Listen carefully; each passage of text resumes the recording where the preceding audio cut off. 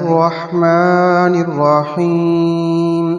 الحمد لله رب العالمين، الرحمن الرحيم، مالك يوم الدين. إياك نعبد وإياك نستعين، اهدنا الصراط المستقيم، صراط الذين أنعمت عليهم غير المغضوب عليهم ولا الضالين. آمين.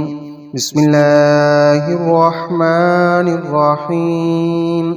ألف لام ميم.